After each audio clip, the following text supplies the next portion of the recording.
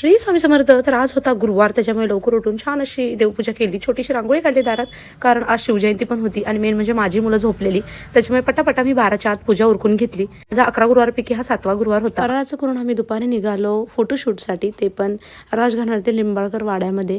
आणि स्वामीराचं जाता जाता कॉस्ट्युम घेतला, कारण की तो रेंटनी घ्यायचा होता. आम्ही वाड्यात आल्यानंतर फोटोशूट सुरू केलं. आधी बाहेर फोटोशूट करायला घेतलं, कारण की क्लिनिंग आतमध्ये चालू होतं. आम्ही आधी सुद्धा याआधी या वाड्यामध्ये आलेलो आहोत, आणि तुम्हाला जर त्याचं क्लिप हवी असेल वाडा आतून कसा आहे, तर मी ते नक्की शेअर करेल तुमच्यासोबत, कारण की यावेळी आम्ही आतमध्ये गेलो नाही, आम्हाला फार लेट झाला. माझ्यासोबत जी माझी फ्रेंड आलेली त्यांचे सुद्धा उपवास चालू झालेले, म्हणजे त्यांचा रोजा, त्यामुळे आम्ही पटापटा शूट घेतलं, आतमध्ये थोडंफार शूट घेतलं आणि बाहेर घेतलं. नंतरला त्यांनी आमच्यासाठी चहा केलेला, मग चहा घेतला, थोडाफार गप्पा केल्या आणि लगेच तिथून निघालो. स्वामीराचे दागिने वगैरे नंतरला काढून ठेवले, आणि कुहूने तो खूप अवतार केलेला. कुहूला फेटा घ्यायचा होता, पण तो काय ऐनवेळी मला फेटा भेटला नाही मनासारखा. घरी आल्यानंतर खूप जास्त पसारा झाला, जो की माझ्या नवऱ्याने आवरला. त्याच्यामुळे मी असं बोलत होती की खरंच देवाने मला खूप चांगला नवरा दिलाय. नाही पण खरंच कधी जरी मला गडबड असेल किंवा काय असेल, तर करण खूप मला मदत करतो.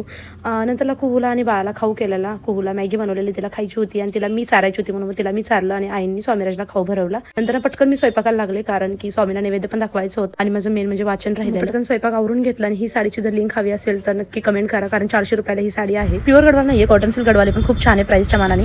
सगळ्यांचं जेवण झाल्यानंतर रसा संपलेला, कारण की आम्ही मिसळ पावचा बेत केलेला, त्याच्यामुळे रसा जास्त लागला, पण बरं झालं संपला, शिल्लक नाही राहिला. स्वामीचं जे नैवेद्याचं ताट होतं त्याच्यावरतीच उपवास सोडला. तर माझ्यासारखं असं कोणाकोणाच्या घरी होतं किंवा कोणाकोणासोबत होतं, नक्की सांगा.